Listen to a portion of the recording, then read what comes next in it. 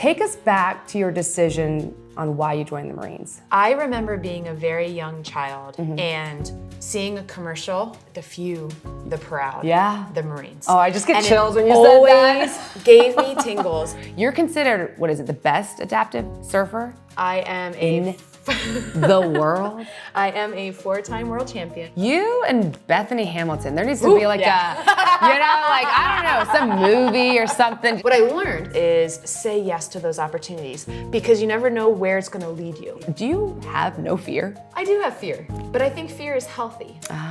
And you have to face your fear and learn how to overcome it. Hello and welcome to GSF Podcast, sponsored by the Gary Sinise Foundation's Education and Outreach Initiative, aiming to educate the public on the importance of serving America's veterans, first responders, and their families.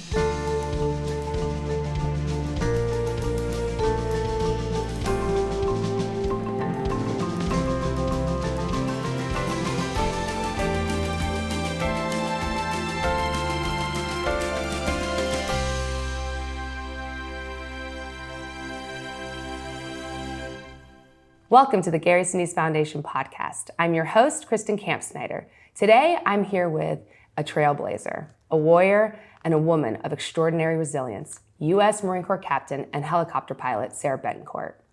Sarah's childhood dream was to fly, and she achieved it in a big way.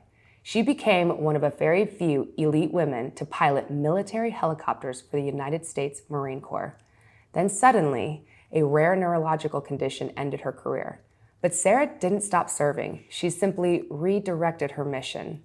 Today, she is a world-class athlete and continues to uplift and empower fellow wounded veterans.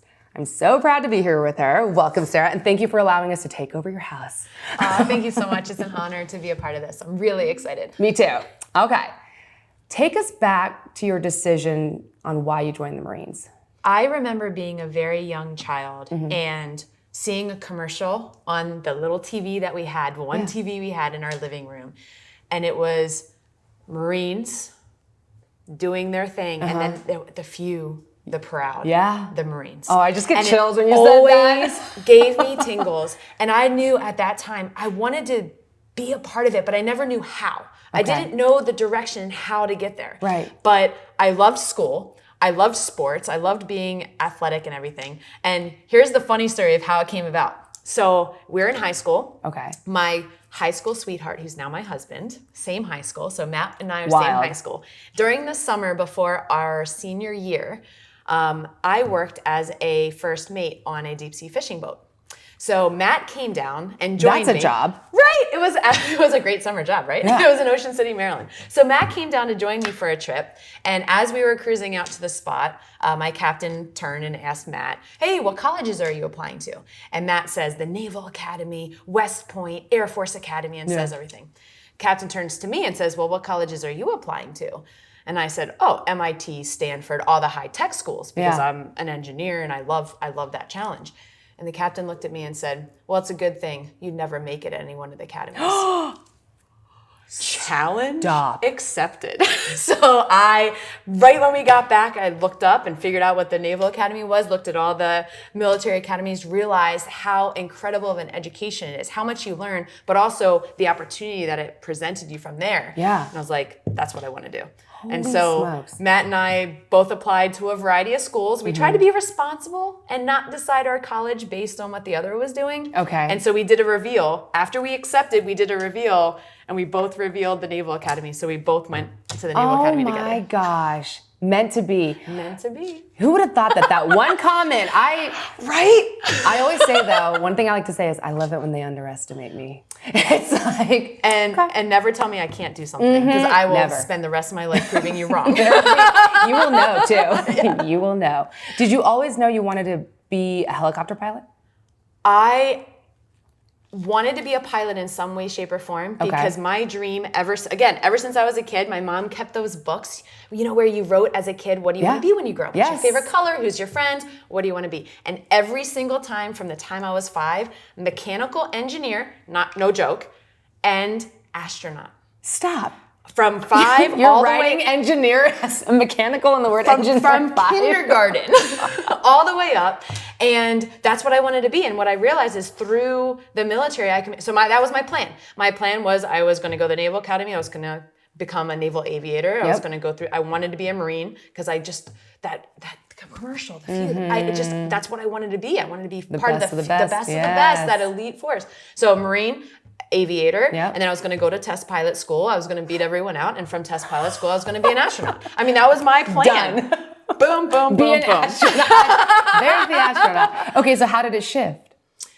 So it all was going according to plan. Naval Academy, graduated top of the honors, got my master's actually from Stanford, so I was able to check that box in mechanical engineering, check, right? So everything is checking the boxes. I was top of my class in all the flight schools, and again, it was about 2 weeks. I had just a few flights left. I was already slated to fly Cobras out of Pendleton, so I already knew exactly what was going to happen. Yeah. And it was during a flight when my left hand stopped working for the aircraft. So I noticed it on the controls first that controlled the radios and the navigation equipment, and I couldn't turn it. I couldn't feel the clicks for each section as you were turning. I'm like, okay. So I went to the flight doc. I'm like, hey, it's a pinched nerve. You're good. Okay. And they're like, I can keep flying? Yeah, keep flying. And then there was a time I had a crew in the back. We were doing boat landings and other flights, other maneuvers. And in the aircraft, flying, beautiful day. And all of a sudden, as the engine started to fail. What? But I was a great pilot. Went through my emergency checklist, no big deal, going through everything, and my left hand wasn't moving. And it was on the collective is the part that makes the helicopter go up and down. And on the collective of this particular aircraft is a twist script, like a motorcycle throttle. And I was turning off the fuel flow to my own engine because my hand seized up. No. And I couldn't control it anymore. So I had to actually pry my hand off, turn it back on with my other hand and say, okay, we solved that problem. Engine's fixed. Yeah, right? like we're at least in the air still. We're in the air still. Which is crazy to think that that's the number one, this is a lot going on while you're in the air piloting this. And also when you have an engine failure like that in a helicopter, you don't glide like you do in an airplane. So you're falling out of the sky, right? No. And so you're going through the checklist as I'm falling out of the sky, remaining calm, no big deal. And whoop, okay, fix that hand. We're good, all instruments check good, recover out of the unusual attitude. And then, okay, what do we do from here? So we go to land. I am a beam in the landing pattern, go to descend. Nothing happens. Again, it's on my collective arm, my left arm. Let out more collective. I should be coming out of the sky pretty rapidly at this point to go land. Nothing happens. And I looked down and my whole left hand was just wrapped up in the harness. I couldn't move it at all. It wasn't even on the collective and I didn't know. So you didn't even know? I didn't know. Couldn't feel it anymore, couldn't move it really. And that's when I went back to the docs and I said, I will risk my own life, but I will not risk a Marine in the back of my helicopter. Fix this and figure out what's going on with my hand. Yeah. And so they were trying to find this pinched nerve. That's what everyone thought it was. So they thought it was in my neck, and they took an MRI of the neck, and they got a glimpse of the brain, and that's when they saw all the lesions. And we're like, oh, this is something serious that's happening. How did you react from that? I went from not believing that, oh, that's wrong, we'll figure it out, to full on my dreams are being taken from me. Yeah. And I kept fighting. I kept going back to my docs. I had great neurologists. And I said, no, figure it out. And the more we did on the brain, the more we did with the blood, we realized, oh my God, this is something very serious. It's actually serious. I started losing ability with my feet. Then I started losing my right hand. Then I started losing coordination and balance, and all sorts of other things started happening. And I realized, okay, well, we made the decision together with my neurologist that it is not worth risking anyone's life in the air.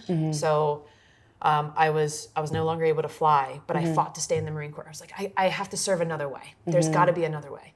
So I redesignated as an adjutant, which is like an administrative officer, legal officer, and executive assistant to the command deck. Right. So I was at a Marine aircraft group, which was cool because I had the aviation background and was able to help out there. But at the same time, I'm dealing with all these symptoms, and they continued to progressively get worse and worse. There were days where I'd wake up, and if there was a lesion in my visual cortex, I wouldn't be able to see. And if there was a lesion where where the speaking came from, I wouldn't be able to talk. So it would move. It would affect different areas. It not only moved, but it moved so fast that the doctors had never seen anything like it. And some lesions would come and go within days, and some would stay for months. And those lesions would then either permanently damage my brain, and I'd lose that function permanently, or my brain would heal it either all the way or partially, and I'd regain some or all of the function. And it was literally like Forrest Gump's box of chocolates. Oh. Every day. I never knew what I was going to get.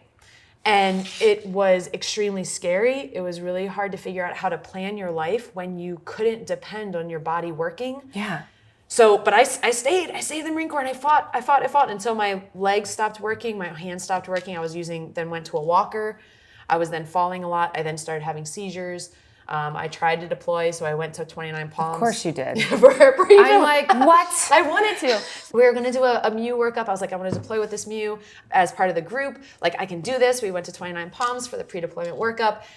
And the heat with everything going on, we were in the middle of convoy. I had a seizure. I was like, okay, well, I got pulled out. I'm like, all right, I can't deploy. I'm undeployable. And then as things continued to progress and get worse, my symptoms got so bad, I started losing the function of my hands.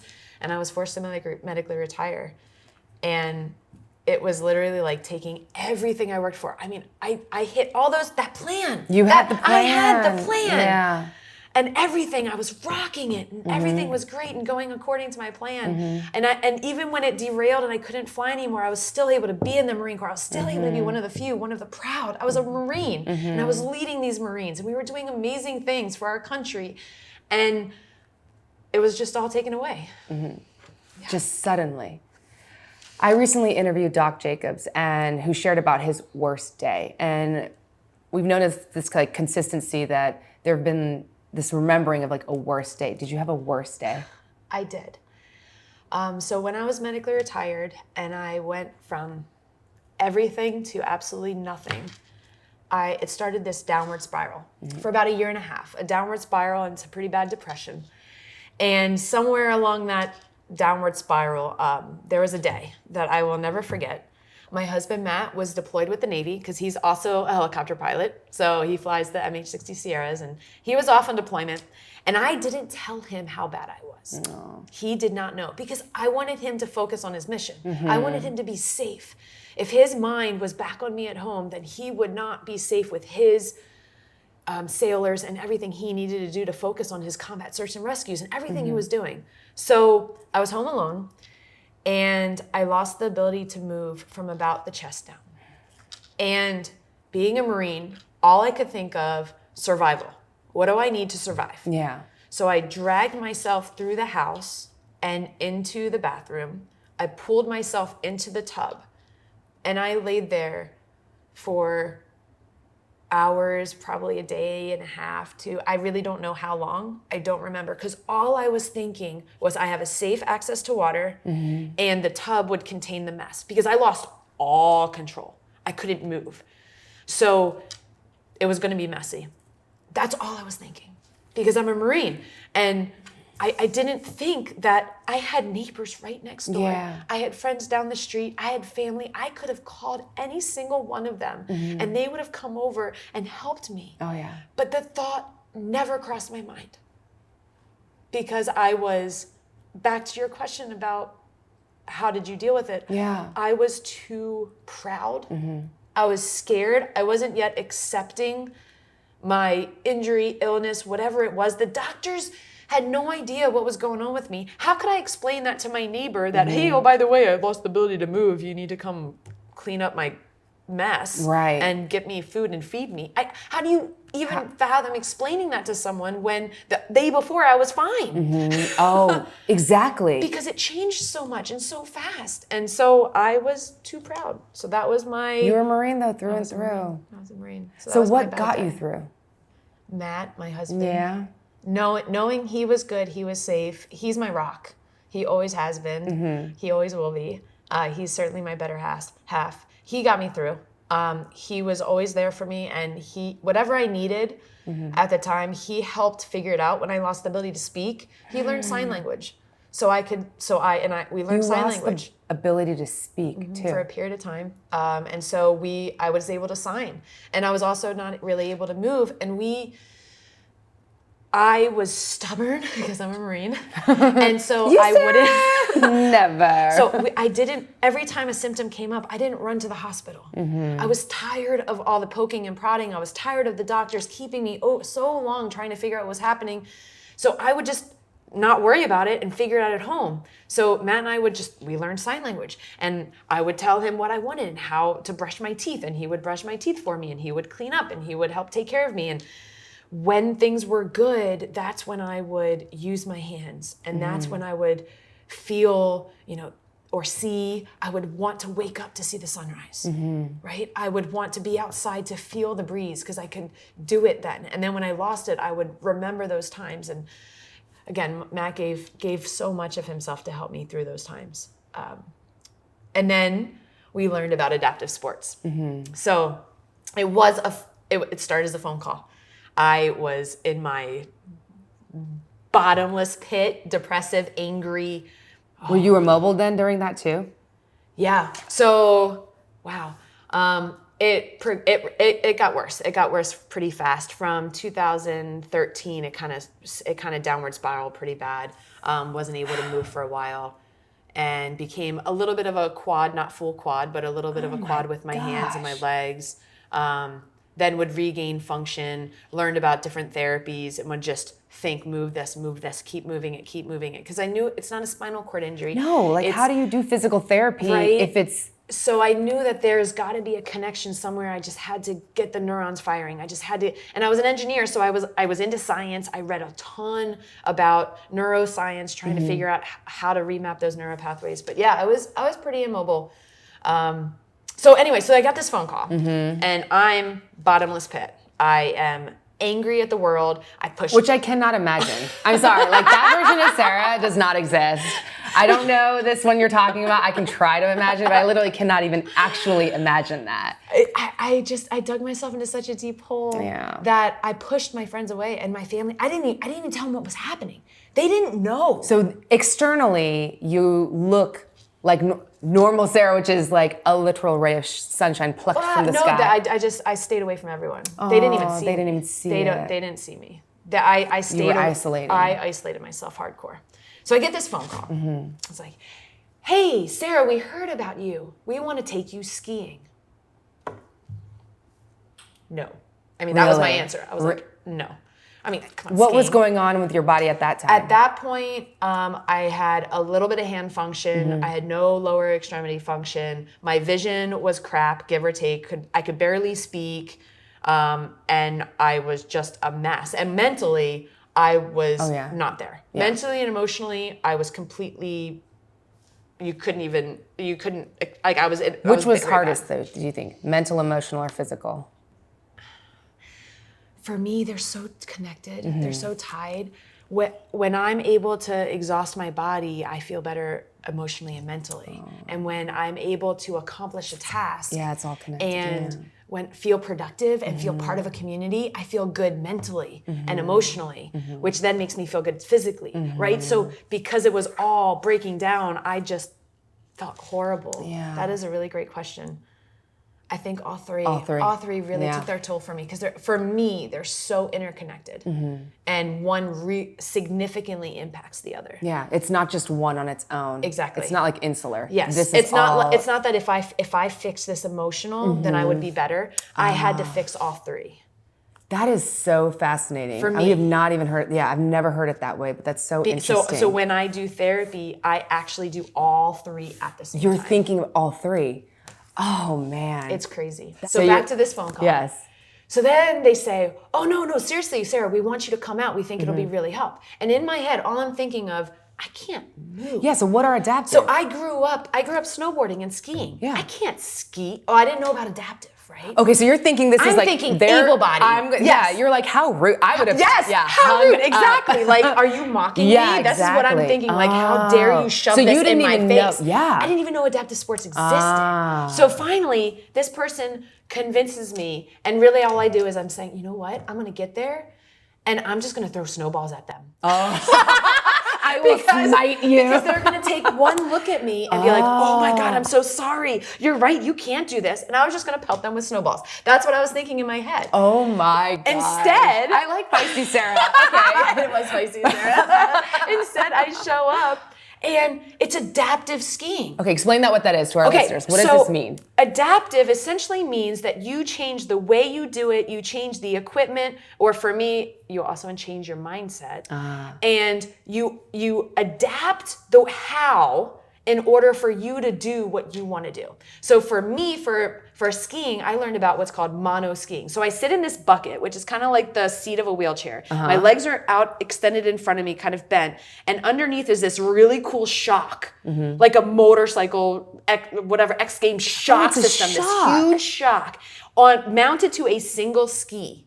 And I'm looking at this thing like, oh yeah, because I'm a Marine and I'm all into sports. And then you have two outriggers that are kind of like forearm crutches, but on the end is a tiny little ski that you can flip down. And when you're on it, you are able to ski down the hill on this one ski and use the outriggers for a little bit of balance and control. What was your reaction when you first saw it? When I first saw it, I was like, look at that shock. I'm gonna give that a run for its money. Yeah. I can see you. And I'm like, I bet I can bottom that out. Oh my god. And the guys were like, no, you can't bottom this out. You can't bottom out this shock. And I just look at them like, okay, we'll see about that. Sure. So I get fitted in all this gear, and after a couple of lessons, thankfully Matt was able to join me on this trip. After a couple of lessons, we are skiing down the mountain together. And we're spraying each other with snow, just like we used to do in high school, and we're laughing, and the world gets brighter. Yeah. It's like all this doom and gloom and darkness that was surrounded by me all of a sudden just lifts, and I see color again. And I see the sun, and I see the green trees and the white snow, and this passion just reignites inside me. This weight kind of lifts off my shoulder. I'm like, oh my God, I'm skiing. You're literally doing it. I am skiing. You thought you were just gonna be pelting snowballs, Yes, and no, right? you're down the and mountain. I am down the mountain Oh skiing. my And oh, by gosh. the way, I'm like, let's do it again. Let's do it. Like, come on, let's go. So we start exploring the mountain. Yeah. I do bottom out the shock because I find a terrain park and I go off a box and I not only bottom out the shock, but I explode the ski off the binding. And I'm sitting there like, what now? Yeah. I love it. And the guys come up, they're like, oh, you need a stronger binding, don't you? I'm like, yeah. Like, well, we haven't had anyone take a monoski off a box before at this first timers camp. Yeah, exactly. Little did they know. But at that camp, or at that event, they also had a sled hockey clinic. Okay. So I What ski, is that? Yeah. Right? And then and I'm like, I don't want to stop. Like, I'm finally doing something. Yeah. I'm engaging in the world. I don't want to stop. They're like, no, you should try this. You should try this. I'm like, fine. So I go to the ice rink and I learn about sled hockey, which is adaptive ice hockey, also known as para ice hockey. And you get in, again, it's kind of like this bucket, kind of like you sit very low to the ice and you're sitting in this bucket and your legs are extended in front of you if you have legs. And underneath your center of gravity are two ice hockey blades. Okay. The wider they are, the more stable you are. The more narrow they are, the more agile. Got movable. it.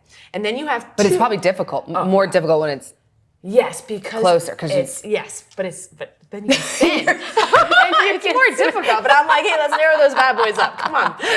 Mom wants to do a twirl. That's too wide. We need to do some spins here. And then you have 2 sticks, not 1 hockey stick, but 2. Okay. And they're short. On one end is the hockey blade, like usual, but on the other end is an ice pick that you dig into the ice. And like Nordic skiing, kind of that motion, you dig into the ice to skate, and then you slide your hand down towards the pick to be able to play with the puck. Is it aggressive? Do they hit? It is. No. It is full contact. Full contact? Full contact, full check. And you are skating and stick handling and shooting and checking all with just your upper body. So it took. I also grew up playing hockey. Side tangent story. Side tangent. I was the only female on the men's high school hockey team. Not surprised. So I knew hockey, and I'm like, this is amazing. I get on that ice, and once I kind of figure out the movements, I am flying. I'm stick handling. I'm checking people. I shoot. I score. And that's really when it happens. That's when this spark reignites inside me, and I'm like, if I can ski, if I can play hockey, I can do anything. Oh, I love it. And that's that one experience, which really started as that one person who called me and convinced me to go there, is what helped me get my life back. And that's why I often say adaptive sports, specifically sled hockey, saved my life, because from there I came back to San Diego. I said, okay, San Diego, I mean, we have mountains, right, at Big Bear and Mammoth, but they already have adaptive ski programs, and they're a bit of a way. Right. I'm like, I need something here in San Diego. I'm going to start a sled hockey program to give that same opportunity to others, to show others that, yes, life is hard sometimes. You have these horrible challenges you're facing. It's terrible. It's horrible, but you can get on the ice and you can play hockey. Then you can get your life back. And I started this program, and that gave me purpose. That gave me a way to serve others again. You're serving again. That gave me a way to help our community and to be a part of something bigger than just myself, like I was as a Marine. And that just was a launching pad for the rest of my life. It was absolutely amazing. I love all of this, every bit of it. And you've answered so many questions too, because I'm like, there's been para hockey, like all of it. And okay, so tell me, what different sports have you tried? I have tried as many as I possibly could. Oh, I'm not surprised. So let's see here. All right, so it started with skiing. Skiing, then para ice hockey. Okay. And then from there, my ice hockey coach told me about para surfing. So para surfing, which we'll talk about later. Yes, I've got questions there. Yes. But then I learned about wheelchair lacrosse. So I played wheelchair lacrosse for a time, which was really great because they let Matt get in a wheelchair, but we were always on opposite teams. Talk about the best marriage therapy, knocking the crap out of, because that's full contact to each other. I'm like, God, do the dishes! And he's like, ow! By the way, I'm going to take the ball from you. I'm just kidding. Mine, thank you. I love you, bye. Empty the dishwasher next time.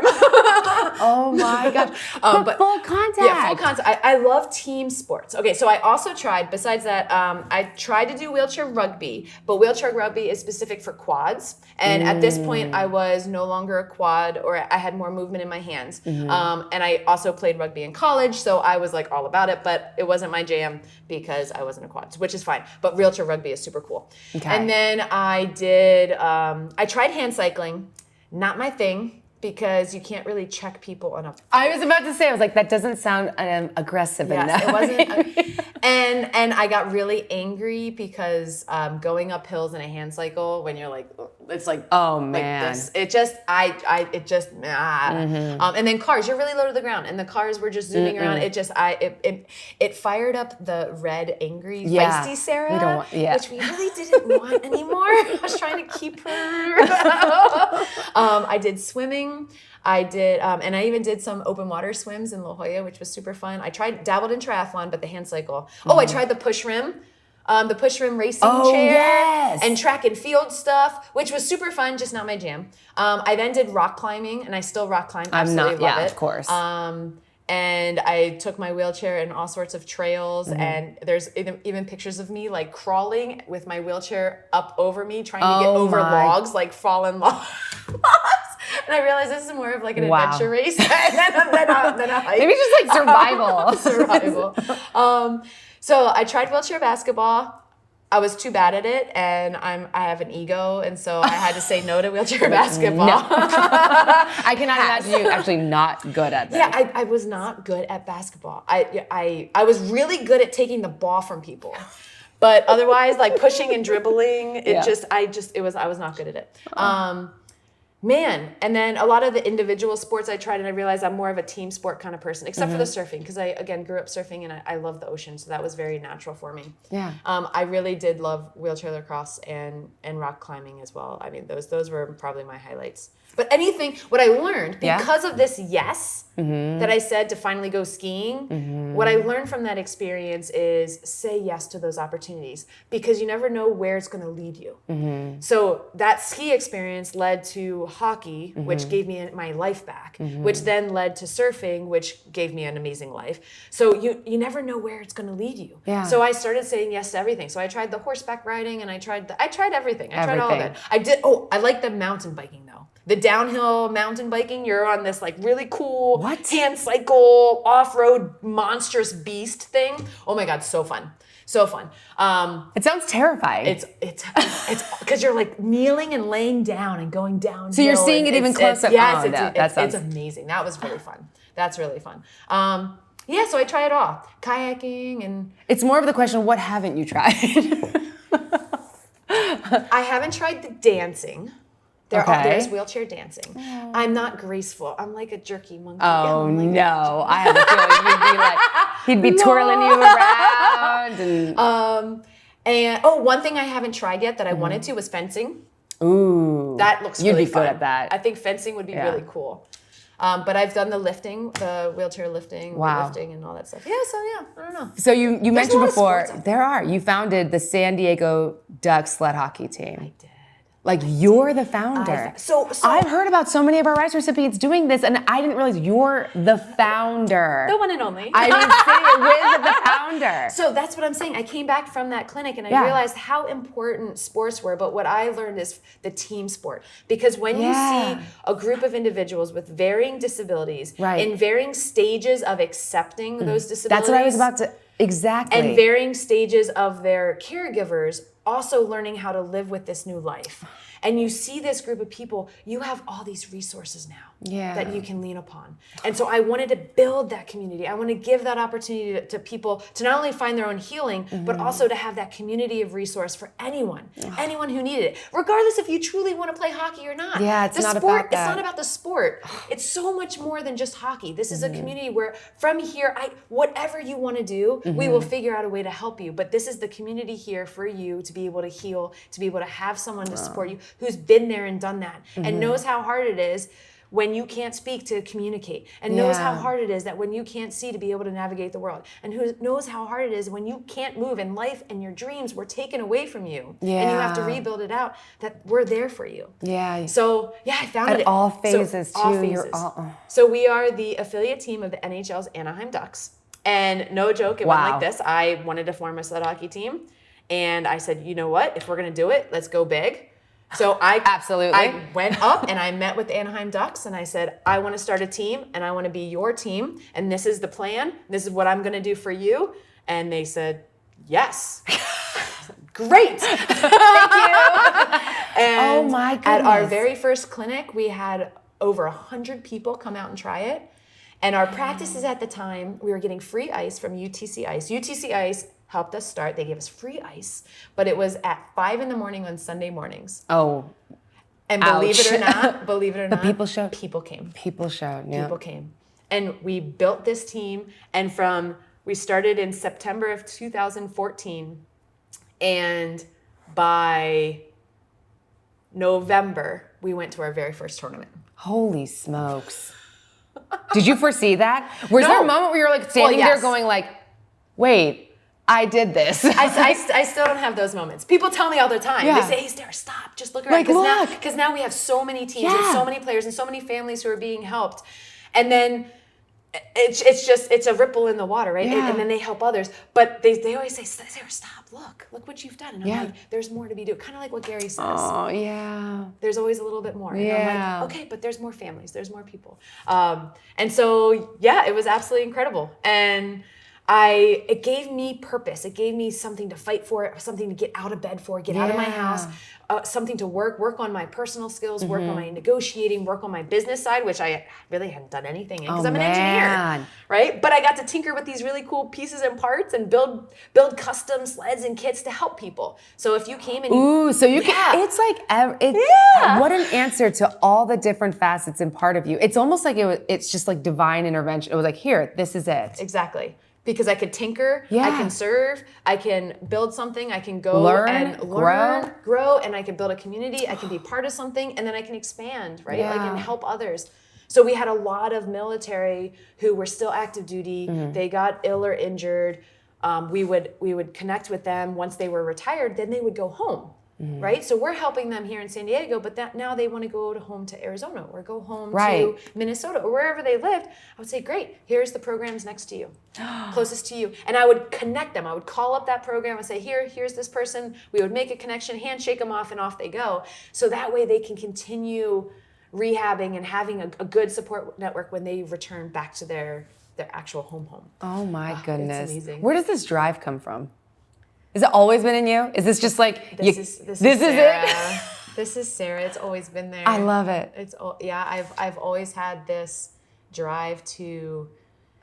It's not necessarily that I want to be the best, although I do have an ego and I'm very competitive. I'm not going to downplay that. It's true, but I always wanted to be at my best so that when the worst happened, I was the most prepared. That's just something that's always been ingrained. My dad was a Baltimore City cop, and so he raised me like that a little bit as well.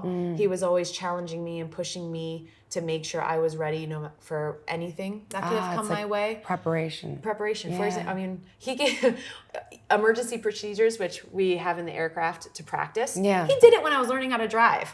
So we were driving along, and all of a sudden he'd shake my steering wheel.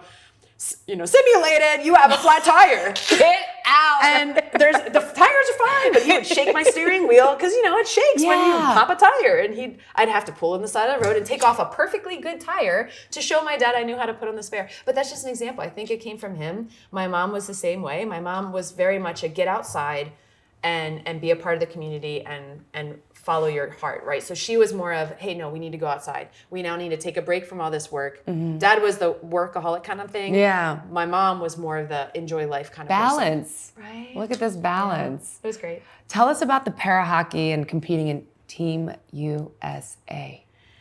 I'm a little proud of this story because I found absolutely it. Right, should be. I'm very proud. So I founded San Diego Ducks Sled Hockey September 2014. Okay. October 2014. Same year. October. Okay. Couple months. I became pregnant with my first son, Tyler. So I'm now pregnant. And during this pregnancy, I learned that there's a U.S. women's national sled hockey team. Well, I got to go for that. And yes. So I am pregnant, trying to keep, now I have a goal during my pregnancy of what to train for, right? So all through the pregnancy, I am now training specifically because I want to make the U.S. women's sled hockey team. Oh my goodness. Unfortunately, I'm really not sure, I give birth and the tryouts are 1 month, 4 weeks. 4 weeks later. 4 weeks. A little too soon? Not for me. So I tell my docs, I am going to Maine in 4 weeks. What do I need to do to get my newborn son and me ready? And they're like, well, no, you can't. I'm like, yeah, let me try this again. I am going to Maine for and so I worked with my docs. They were great. And they got me ready to go. And I did as much exercise as I could, but literally newborn, right? And I'm trying to skate on the ice. Newborn, and I'm trying to skate. So 1 month, I go to tryouts. I bring Matt, my husband, and my son Tyler, 4 weeks old, with me because before I get on the ice, I'm nursing. Oh my gosh. I hand him off, I love burp it. him, hand him off, get my gear on, get on the ice, and I'm skating. And you know, pregnancy does things to your body. Yes. So my abs are all not where they should be, and my core is not where it should be, but I'm determined. And I'm skating, and I'm like, Coach, I'm better than this. I just had a kid 4 weeks ago, but I got this. And I gave it everything during that tryout, right? And I kept telling them, and I fell, and I got back up, and I fell, and I got back up, and I missed a pass, and I kept going, and I just kept, right? And I just kept going and kept going, and I kept telling my coach, I just gave birth. I'll be better than this. Trust me. And they did. They named me to the team, and I played on the U.S. women's team for 8 years. Was alternate captain of the team. Won 3 Oh my gosh, I have world chills. championship titles with the team, and helped grow the sport for its eventual inclusion in the Paralympics. Technically, para ice hockey's in the Paralympics, but it's men's. It's co-ed, but it's men's. And so I'm helping with the community grow the women's side for all the international nations, having their support from their NGBs to grow the sport so we can get women's para ice hockey into the Paralympics. How did it feel knowing that you made the team? It was an absolute honor, and it felt like I took that American flag that was on the shoulder of my flight suit, and I put it on my chest on that jersey, because I was once again representing our country, and I wanted to do our country proud. Oh, man. And it was an honor. And of course, you just excelled, team captain. Now you're gonna. I mean, there's the sky's the limit. It's just gonna be like skyrocketing. I recently saw a video of you ripping it on a surfboard, girl. You're a badass. Thank you. Like, I watched it 4 times, and I was showing it to. I was like, look at her. Like I sent it off. I was like, this is insane. Do you have no fear? I do have fear. But I think fear is healthy. And you have to face your fear and learn how to overcome it. Yeah. So yes, I absolutely do have fears, and I love that because by overcoming those fears, I'm learning a new skill set. I'm teaching my kids that it is okay to be afraid. Everyone's afraid. But when you're afraid, now's the time that you can prove that you're brave, because you can't be brave without fear. Right. That's the definition of brave, is you're afraid and yet you still do what's right, and yet you still push yourself to your limits. And you're the perfect shining example of that. Thank you. That is exactly you and Bethany Hamilton. There needs to be like I don't know, some movie or something. Just take over. Just like it's. I did meet her, by the way. Stop. I met her at the Supergirl Pro Surf Contest. I was doing an exhibition to show what parasurfing was, and she was competing, and I met her in the athletes tent. It was really awesome. Oh man, she's super cool. And her whole family. I'm telling you, there's something there. You guys are going to be out there competing and just taking over. Just oh my goodness. So you're considered, what is it, the best adaptive surfer? I am in the world. I am a 4-time world champion. The world. The world. In women's pro and 1. So there's different divisions. All right. So in Sarah, my division, the world. Okay, the world. Not just Team USA. This is like, yes, this is the world. Holy smokes. Yeah. It's really cool. Tell me the journey. Oh, the journey's great. So in my childhood, I just went to, when I was first made on the deep sea fishing boat, I would just surf for fun. It was all recreational. I never competed or anything. But my hockey coach, my para ice hockey coach, San Diego Ducks sled hockey coach said, hey, by the way, Sarah, there's an adaptive surfing clinic. You want to go try? I'm like, yes, please. I say yes to everything, right? Let's try all these opportunities. So I get to the beach not knowing what's happening. I actually bring my old board because I didn't know about adaptive surfing. I'm just thinking we're going to go surf. And I didn't know how I was going to surf, but I was going to figure it out. We're going to adapt. So I bring my board, and while I'm out there, I meet all these adaptive surfers, and they have different modifications to their boards. And they're so nice. And their stoke is amazing in para surfing. It's everyone just wants everyone else to be the best version of themselves. It's so fun. So they were just handing me boards. They're like, hey, try this one. And I'd try it, and I'm like, oh no, that's too big. And then, hey, I'll try this one. Oh no, that's I can't get in the way. They're handing you their boards? Oh yeah, and we're just swapping boards. And finally I get this board that has handles on it, and the fins are moved forward. And I'm laying down, and because the fins are moved forward, it's more under my hips and my center of gravity. And I take off on this wave, and I set the rail, and I'm like, whoosh, And I just go down the line. I'm like, this is it. So I go down the line, I'm able to carve up and I'm able to carve back. And I'm like, I'm surfing. And so I steal that person's board. I felt so bad. And they're Mine. like, and hours later, they're like, the clinic's over, come in. And I'm like, I'm good. And I stay out. And I'm just surfing because I'm having a blast. Because when you're on that wave, not only are you in the water and you're one with nature, but you do feel like you're flying. Yeah. You feel like you're flying and you're harnessing that wave's power. And it's such freedom because you're not confined to a wheelchair or a sled or a monoski or a hand slide. You're not confined to anything. You are just free. And it's so healing and so magical. And the dolphins and the sun was setting. I mean, it was perfect. It cannot get better than that. It cannot get better. So when I finally come in to the beach, standing on the edge of the water was the CEO of USA Surfing and then the captain of the US para surf team. And they said, we want you. I said, okay. So then I went to the next USA Surfing National Championships for para surfing where they named the team. Yeah. And then I went to the World Championships. Okay, hold on. Made the team. Mm-hmm. I don't know why this keeps happening to me. Got pregnant with my second son, Kyle. And I'm like, well, man, now I have worlds coming up. Worlds. Right? Worlds Yeah. for surfing. Like, not just tryouts, but worlds. Wow. World competition. I'm like, okay, So I train as much as I can. Thankfully, the pool is great when you're pregnant for up to a certain level.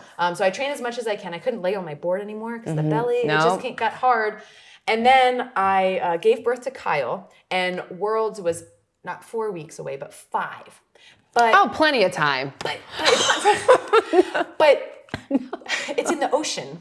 And the doctors really don't like you going in the ocean when you're all open and incisions and stuff. So I'm just looking at my docs. I'm like, hey, you made this happen once. Make it happen again. So I get in the water 3 days before Worlds. 3 days is the first time I'm allowed to get in the world. And I compete at Worlds. And that was my first and only silver. I took second place. It will never happen again. I'm ashamed to say I got second in the world. Because you went in the water 3 days Because I was prior. in the water 3 days prior. prior. Gosh. 5 weeks after giving birth to Kyle. Wow. And again, it was similar. It was like nursing. Okay, I got to go surf and compete. Okay, come back and I nurse. And, and That's amazing. Incredible. And also take care of Tyler, who was, 3. So it was really fun. Running around. But it was amazing. It was such a great event, great competition. And I loved everything about the surfing community. It was very similar, but yet so different from the hockey world. In that the hockey being a team sport and the equipment, and it's just different. Right. Different. It's just a different vibe being indoors. But then you have surfing being in nature and reading the waves, and it's just a whole different vibe. But I loved both of them. So I'm like, okay, this is my winter and this is my summer. Done. I now have 2 sports. There you That's go. great. You'll be busy. And so that was just the launching pad for me to do that. And then from there, I just continued to compete and train and become. One day there will be a movie coming out here. Speaking of that, how did you meet Gary? So we bought this home right here before I gave birth to Kyle. So before I was competing in surfing. And we bought it because it was the ugly duckling of the neighborhood. It was a great neighborhood, but the house... I can't imagine that, but okay. It needed a lot of help. But we bought it because it was such a great neighborhood, close to great schools. And we're like, okay, this is going to be our fixer-upper. I was in a wheelchair. We would have to renovate anything we bought. Like, okay, this is what we're going to do. And we spent about a year and a half living in it. Matt and I actually sat down and we made, I want to say 32 different floor plan variations of how we wanted to lay out the house. Like your wish list and just down. Remember, we're engineers. Oh, girl, we're engineers. Okay, no, this isn't me drawing. This is not Pinterest. This is actual, legit. We have like blueprints are being made. Oh, legit wow. blueprints. Wow. Down to the 1/4 of an inch. Holy smokes. Okay. We're moving. I stand corrected. We're moving walls. Which one's the load bearing wall? Which one's the shear wall? Like, what do we need to do to make this happen? Legit blueprints. So we finally figure out the layout that we want. Took 32 times. About a year and a half of living in it. Because, you got to figure out what you want. Yeah. But we loved it. And we found a contractor to then renovate the home. Okay. And we said, here are the plans. You have plus or minus 1 inch. Do not mess it up, because if you mess up, I can't get my wheelchair in a spot, right? Like, because it was already an existing house, and we had to work within the confines of certain things. So plus or minus an inch. And unfortunately, that contractor just was not up to the job that he was faced with. Oh, no. Removed one of the ceiling main support beams and removed some things. We thought everything was going fine. What turned out to be, was started as a 6-month project. We're now a year in. We're now a year and a half in.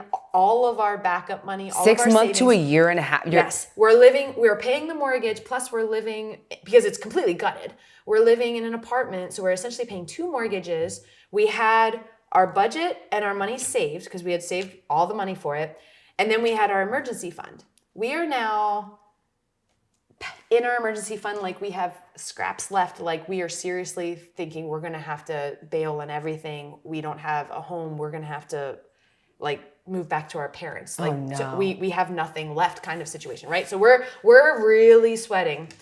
And my husband, Matt, because he's amazing, does a flyover for Gary at one of his concerts, and flies his helicopters, does a flyover for Gary Sinise. No joke. This is how it happens. So Matt does a flyover, and then after the event, Gary's standing there, and the pilots come down. So Matt comes down and shakes his hand and talks. And Matt is the most charismatic man you would have ever met. He gets along with everyone. So he's chatting Gary up, and they're pals, and everything's great.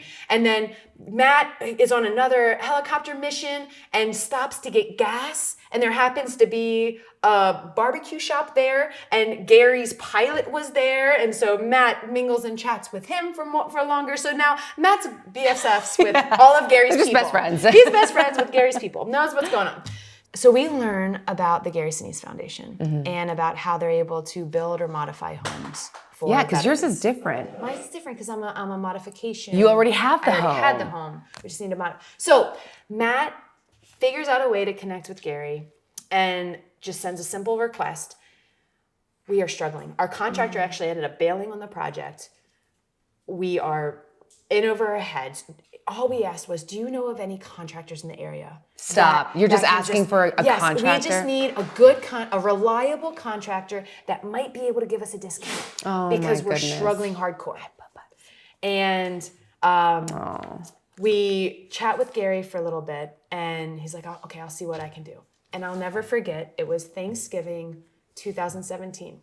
We were at a friend's house, and Gary calls me, and he says, I have a surprise for you. I have great news. We are going to take over your project. And we're going to not just give you a contractor. Not just give us a contractor. Not just give us a discount. But we are going to completely take over the project, and we are going to fix it for you so you don't have to worry about this anymore. And it was the best Thanksgiving, the best Christmas present we could have ever received, because the burden, the weight of everything that was happening, the pressure building. I was pregnant with Kyle. There was just so much going on, and we didn't know what was going to happen. And the fact that he came and took over our home, took over the project. I mean, I was speechless. I was absolutely speechless. It was. Because you're in an area where you have your dreams. You guys have to the 3/4 of an inch. You have your dreams.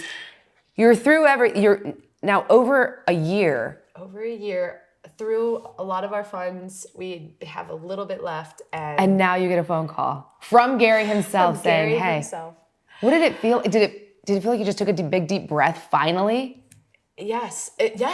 It was this giant boulder that Matt and I were trying to carry, that we were trying to figure out, trying to find more contractors, trying to figure out what's happening, and not trusting the contractors anymore, and not knowing what to do, and being stuck between this rock and hard place. We were literally suffocating and didn't know what we were going to do. And Gary just came and was like, "I got that.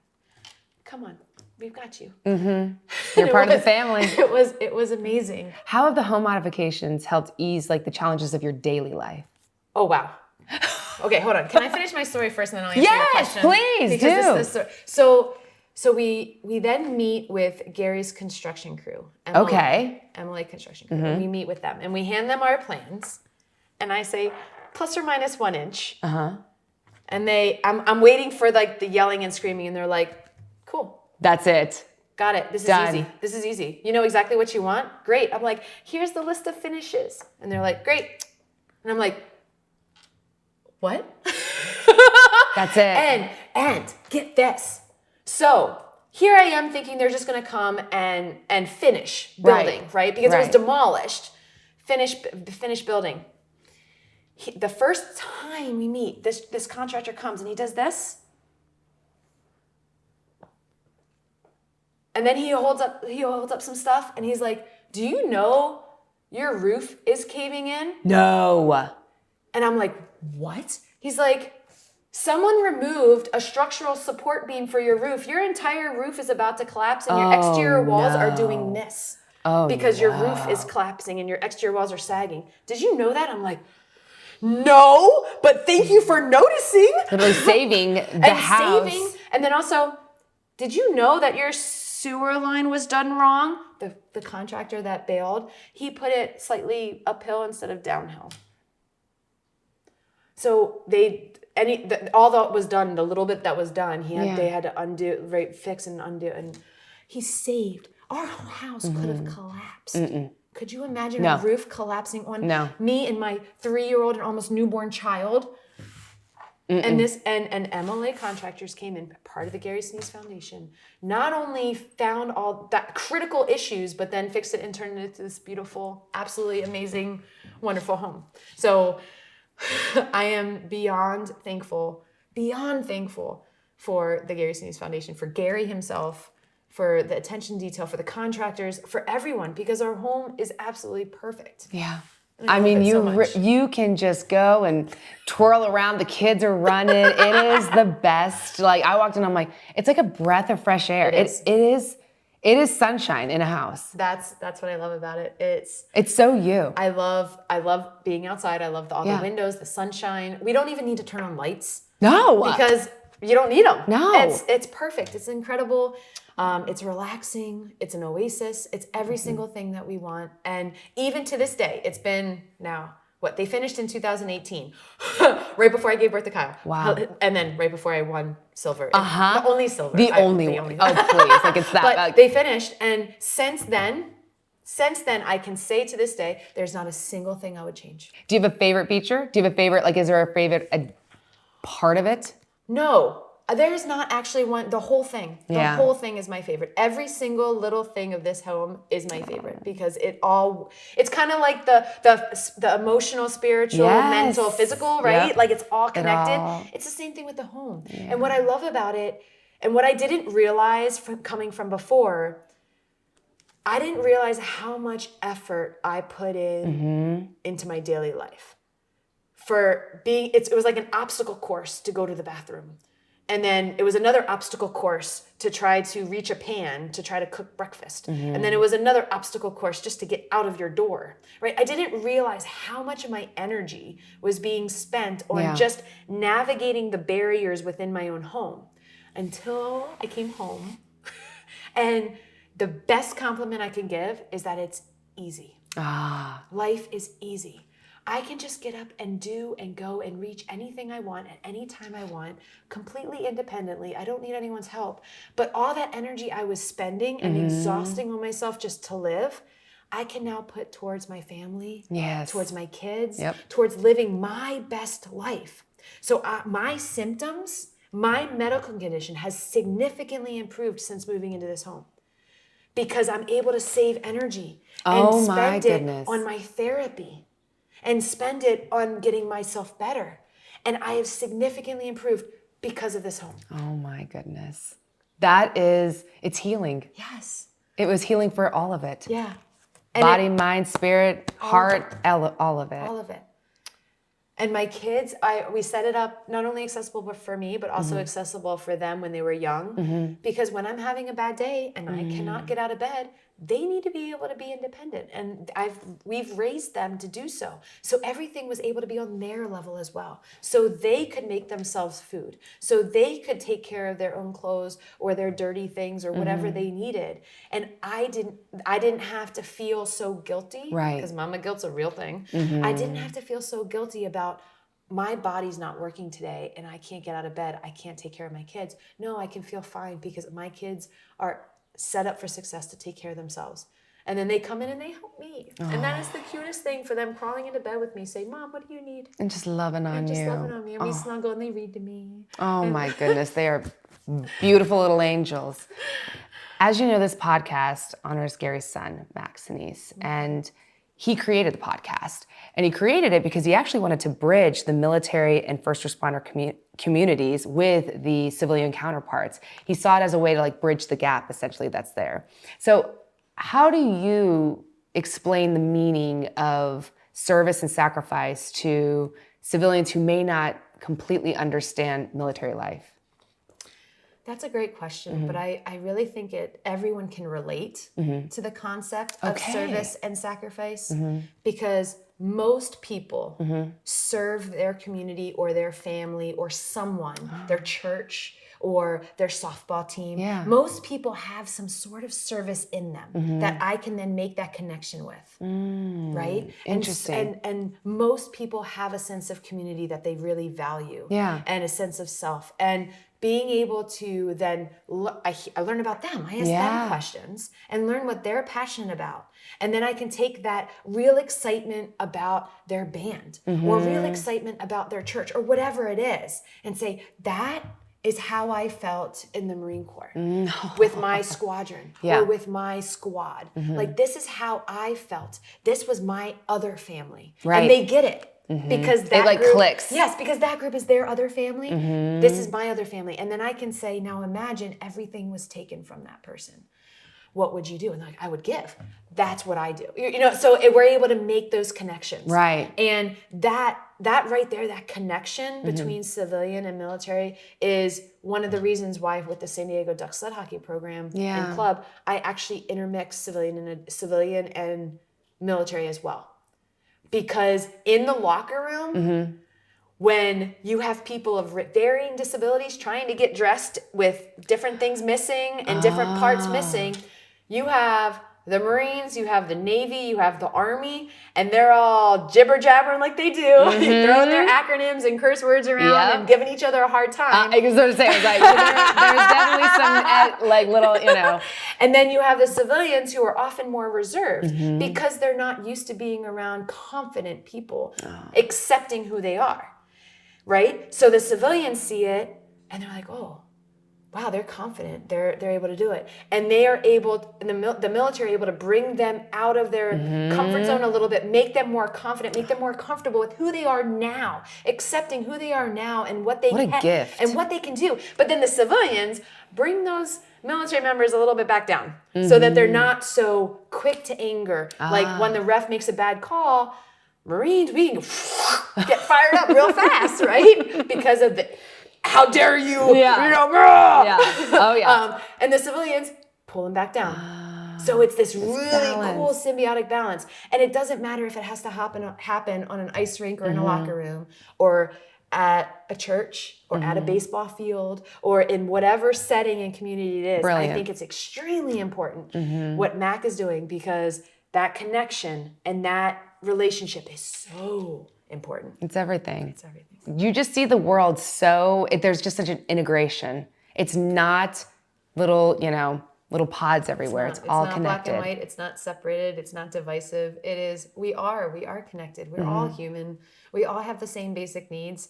But the thing is that we're all different. And it's our differences that make us so awesome. Yeah. And when the we beauty. bring those differences together, Look at it. Anything. Thank you so much for coming on the podcast. I just feel like I feel so deeply inspired. I know our listeners are probably just like beaming from your positivity and just your vivaciousness and the way you see the world with just light and love and connection and community. And just thank you for sharing that. Absolutely. Thank you for having me. It's been awesome. And as we do with every podcast episode, Mac will close out the show. You've been listening to GSF Podcast, the official podcast of the Gary Sinise Foundation. If you'd like to find out more about what the foundation is up to, or if you'd like to make a donation, please visit GarySiniseFoundation.org. Make sure to tune in next time for more interviews, and thanks for joining us.